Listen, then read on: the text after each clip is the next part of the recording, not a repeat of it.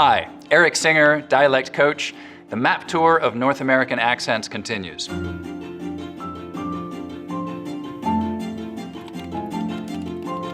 If you missed parts 1 and 2, you can check them out here. We're diving into part 3 from the West. Let's talk about California. Let's talk about Southern California, another part of the country where we have some really exciting ongoing change. So just like in some contemporary English accents, a more open oral posture, a lower jaw is lowering some vowel sounds, most noticeably the dress and trap vowels. There are a bunch of vowel sounds moving around here. Goose and goat can both be very fronted, and the short I vowel, the kit vowel, is being split in two. Before NG, it's likely to sound like E, so thing, going, just like the rest of the West, but otherwise it's lowered like dress and trap. So bid gets closer to bed, miss begins to sound like mess, and so on. So of course, if you take this accent and like turn the dial up to 11, we're talking about a stereotypical surfer accent, like sort of a Bill and Ted's kind of thing. You can hear that in a clip here when they say excellent, that's a lowered dress vowel. Excellent, excellent, excellent. It's very much change in progress, so stay tuned. And of course, LA County has the highest Latinx population in the country. So I'm gonna turn this over to Megan again. Hi again. Now I'm going to talk about Chicano English. The majority of Chicano English speakers reside in the US Southwest and California, and in Chicago. Chicano English is heavily influenced by Mexican Spanish. Spanish has been in this region longer than English has. In 1848, Mexico ceded this land to the US. Because of this history, Mexican Spanish has been influencing the English of the area for a really long time. One of my favorite features is devoicing of word final Z. So the sound Z is a voice sound. You can actually tell if you put your fingers here right by your throat and you do the Z sound, Z, you'll feel vibration. With devoicing, we use the voiceless equivalent, which is an S. So the Z sounds at the end of words turn into more of an S sound. You can hear this devoicing in the plural form of chair. Chairs becomes chairs. You can hear that feature here. He did things, he did things, he did things. Another remarkable feature of Chicano English is that there's less vowel reduction. So it's a little subtle, but I'll try to show you how it sounds.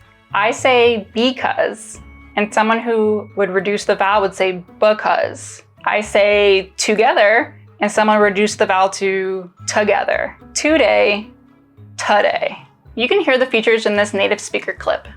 To hear, and to listen to everyone. Thanks, Megan. While we're in the Southwest with Chicano English, let's make a quick stop in the Navajo Nation. Kalina?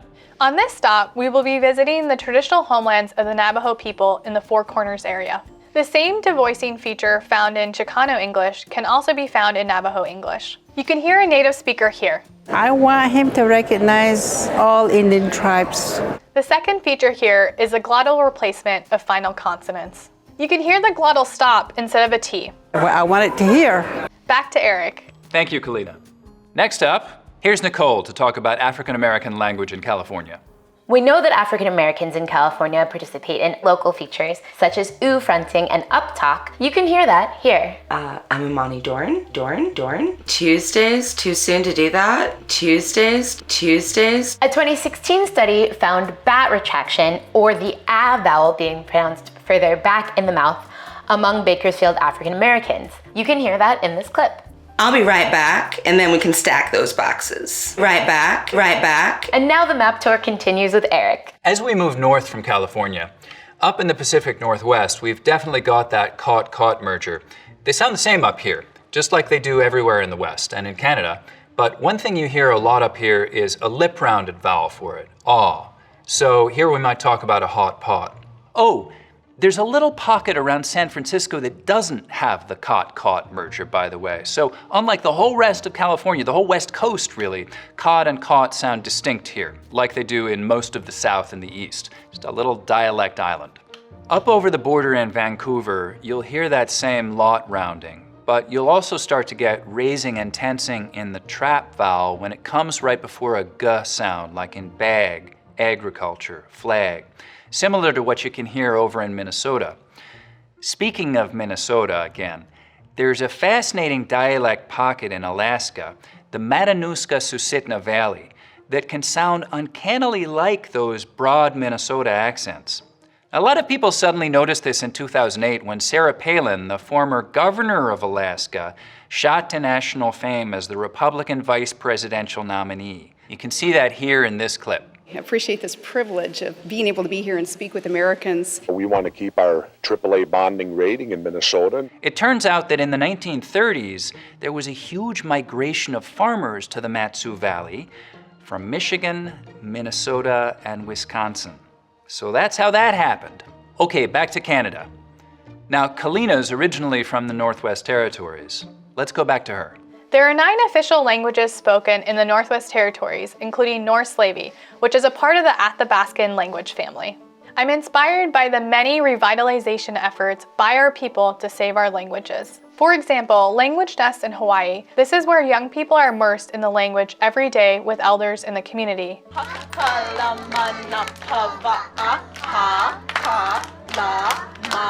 Another revitalization method is a translation of popular television shows and movies into Indigenous languages. Because of all of this, I have tremendous hope for both the future of our Native American languages and of Native American English. Thank you, Kalina. Okay, let's go to Toronto, and let's talk for just a minute about probably the most famous Canadian accent feature there is. It's called Canadian raising, though you may not have heard it called that, but you're probably familiar with oot and a boot, yeah? Of course, Canadians aren't actually saying oot and a boot. What they're doing is raising the start of the diphthong in words like out and about, so that instead of it starting very open, ow, it's starting from somewhere in the middle of the mouth, oh. It only affects syllables that end in an unvoiced consonant, so words like out, about, house, mouth. In words like how, now, loud, rouse, Canadians still use that wide ow diphthong. Canadian raising isn't only in that class of words though, the mouth vowel. It also affects the price vowel in the same way, so that the starting point of words like right, life, type, mice can get raised too. But words like rise, five, tide, fly keep their full I diphthong. You can hear the contrast between both of those if I say something like, that's a fine price for a brown house. So out in the Atlantic provinces of Canada, we'll hear accents that are in some cases almost unrecognizably different from what you'll hear in most of the rest of Canada. And once again, isolation and length of time are the key factors here. Newfoundland accents are maybe the most distinctly different of all. I'm giving this one a go even though I've never done it before, so be gentle please, you Newfies. Now there's lots of variation here, of course, and most younger folks aren't going to sound like this, but this would be an accent from the far southeast of Newfoundland, down below St. John's. We could go on about this one all day. Sounds a bit Irish, doesn't it? This part of Newfoundland was in fact settled by Irish people, mostly from County Wexford. There's quite a lot of reasons why this particular old Newfoundland accent sounds Irish.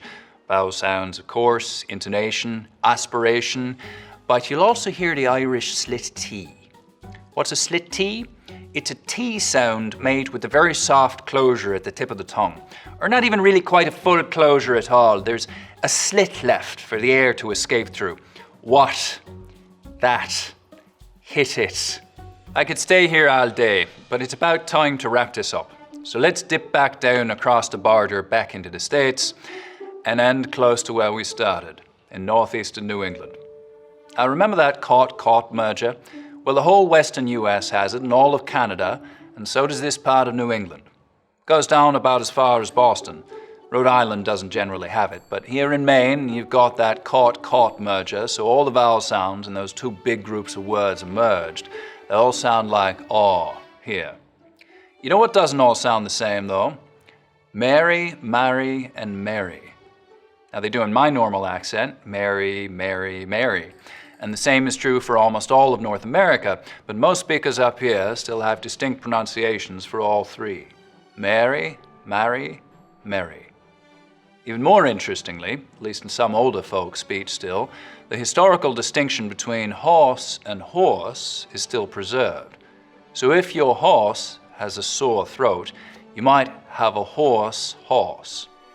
You can still hear this distinction in parts of Ireland and Scotland and parts of the US South, but that's about it. This is one of the last places you'll hear it. And that's it. That's our last stop. So listen, let me just say again, this is not meant to be a comprehensive tour of all North American accents. We've tried to be at least somewhat representative and to include some insights into how and why accents might differ from place to place. I sincerely want to thank all of the linguists and language experts who've helped out. And if you want to follow them, here they are one more time. You can find me on Twitter at Megan D. Figueroa, and you can also find me at my podcast, The Vocal Fries Pod. You can find me on Twitter. I'm at Mixed Linguist.